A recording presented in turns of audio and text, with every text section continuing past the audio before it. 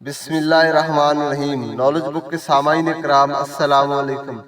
سامعین، آج کا ہمارا موضوع ہے غصے کی ممانعت۔ جن لوگوں نے ابھی تک چینل کو سبسکرائب نہیں کیا ان سے گزارش ہے کہ چینل کو سبسکرائب کیجئے، لائک کیجئے اور بیل آئیکن کے بٹن کو پریس کیجئے تاکہ ہر نئی آنے والی ویڈیو آپ کو مل سکے۔ اور اب چلتے ہیں اپنے موضوع کی طرف۔ رسول کریم صلی اللہ علیہ وسلم نے فرمایا، غصہ نہ کیا کرو۔ یہ بات نبی کریم صلی اللہ علیہ وآلہ وسلم نے اس وقت ارشاد فرمائی جب ایک شخص نے آپ صلی اللہ علیہ وسلم سے یہ فرمائش کی کہ مجھے وصیت فرمائیں، تو آپ صلی اللہ علیہ وآلہ وسلم نے فرمایا، غصہ نہ کیا کر۔ اس نے بار بار کئی مرتبہ نصیحت کرنے کی درخواست کی۔ آپ صلی اللہ علیہ وسلم نے ہر مرتبہ یہی فرمایا، غصہ نہ کیا کر۔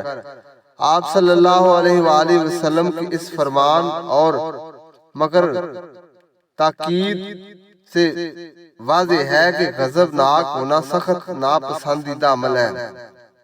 غصہ کیا چیز ہے اور یہ کیوں ناپسندیدہ ہے؟ غصے کا مطلب ہے فوراً اشتعال میں آ جانا، گرم ہو جانا، آپے سے باہر ہو جانا اور بے سوچے سمجھے جو منہ میں آئے کہتے چلے جانا، جو جی میں آئے کر گزرنا۔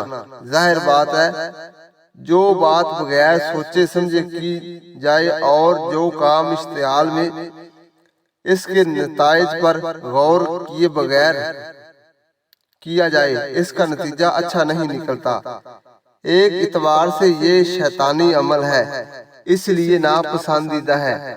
جلد بازی میں ایسا کام کرنا یا زبان سے ایسے الفاظ ادا کرنا جن پر بعد میں پشیمانی اور افسوس ہو، کسی سمجھدار آدمی کا شیوا نہیں ہو سکتا۔ عقل مند آدمی تو ہر بات کہنے سے پہلے اسے تولتا اور ہر کام کرنے سے پہلے اس کے انجام پر غور کرتا ہے۔ غصے میں عقل اور تدبیر پر پردہ پڑ جاتا ہے۔ یہی وجہ ہے کہ ہمارے پیغمبر صلی اللہ علیہ وآلہ وسلم نے فرمایا، کوئی حاکم منصف غصے کی حالت میں دو شخصیتوں کے درمیان فیصلہ نہ کرے، کیونکہ غصے میں وہ اپنے جذبات پر کنٹرول نہیں رکھ سکے گا۔ یوں دونوں کے معاملات پر سنجیدگی سے غور و فکر بھی نہیں کر سکے گا، جبکہ بات کی تہ تک پہنچنے اور صحیح فیصلہ کرنے کے لیے ضروری ہے کہ جذبات سے بالا ہو کر سارے معاملات کا جائزہ لیا جائے اور پھر فیصلہ کیا جائے۔ اکثر لوگ غصے میں آ کر اول فول بکنے یا مار دھاڑ کو شیوا مردانگی سمجھتے ہیں، اس لیے وہ غصے پر قابو پانے کی کوشش نہیں کرتے۔ ایسے لوگ غصے میں اپنی زبان یا ہاتھ سے شدید نقصانات کر بیٹھتے ہیں اور بعد میں پچھتاتے ہیں۔ ایسے لوگوں کو نبی کریم صلی اللہ علیہ وسلم کی یہ حدیث یاد رکھنی چاہیے، پہلوان وہ نہیں جو بہت زیادہ پچھاڑنے والا ہو، بلکہ پہلوان طاقتور وہ ہے جو غصے کے وقت اپنے نفس پر قابو رکھے۔ اس لیے شیوا مردانگی غصے میں بے قابو ہو جانا نہیں، بلکہ غصے کی حالت میں اپنے نفس اور جذبات پر کنٹرول رکھنا۔ اللہ تعالیٰ نے اہل ایمان و تقوی کی اعلیٰ صفات میں سے ایک صفت یہ بھی بیان فرمائی ہے، وہ غصہ پی جاتے ہیں اور لوگوں کو معاف کر دیتے ہیں۔ دوسرے مقام پر فرمایا، اور جب وہ غصے میں آتے ہیں تو معاف کر دیتے ہیں۔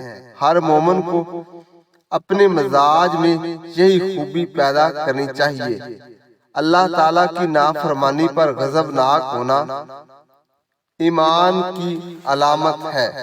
البتہ یہ بات یاد رکھنی چاہیے کہ جہاں آپس کے دنیاوی معاملات میں غضبناک ہونا ناپسندیدہ ہے، وہاں ایک مومن کا اللہ کی نافرمانی کے ارتکاب پر غضبناک ہونا شرعاً پسندیدہ ہی نہیں مطلوب بھی ہے۔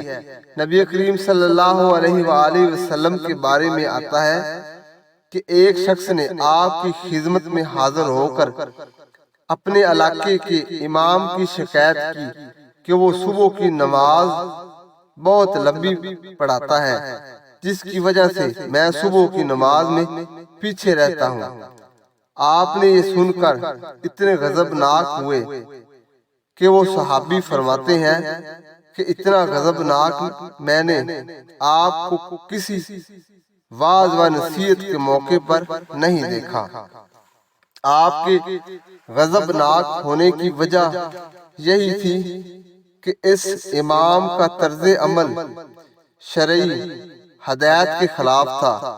آپ کی ہدایت تو یہ تھی کہ جسے آپ نے اس موقع پر بھی بیان فرمایا کہ امام مختصر نماز پڑھائے، کیونکہ مقتدیوں میں بوڑھے، کمزور، بیمار اور حاجت مند بھی ہوتے ہیں۔